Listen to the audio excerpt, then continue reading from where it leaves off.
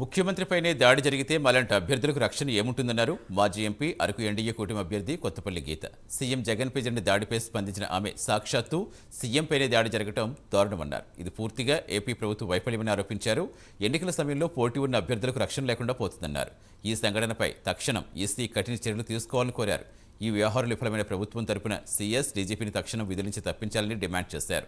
ప్రజాస్వామ్యానికి విఘాతం కలిగిస్తే సహించకూడదని, ఎన్నికల ప్రచారంలో అధికారులు అడుగడుగునా అడ్డుకుంటున్నారని సీరియస్ అయ్యారు. ఇప్పటికైనా ఏపీలో శాంతి భద్రతలు కాపాడేందుకు ఎన్నికల కమిషన్ జోక్యం చేసుకోవాలని అరకు ఎన్డీఏ కూటమి అభ్యర్థి కొత్తపల్లి గీత కోరారు. ఈరోజు రాష్ట్రంలో ఉన్న పరిస్థితి చాలా దురదృష్టకరం. సాక్షాత్తు సీఎం మీదే దాడి జరిగిందంటే అది ఎంత దారుణమో అర్థం చేసుకోండి. సీఎం మీదే దాడి జరిగిందంటే మాలాంటి అభ్యర్థులకు రక్షణ లేకుండా పోయింది. ఇది పూర్తిగా ప్రభుత్వ వైఫల్యం అండ్ రక్షణ శాఖ వైఫల్యం. 100% ఈసీ దీని మీద కఠిన చర్యలు తీసుకోవాలి.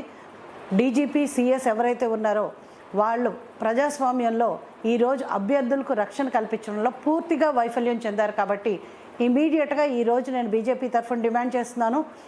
రాష్ట్రంలో శాంతి భద్రతల వైఫల్య కారణంగా ఇమీడియట్గా ఈసీ కఠిన చర్యలకు ఉపక్రమించి వారిని 100% మార్చాలని చెప్పి నేను డిమాండ్ చేస్తున్నాను.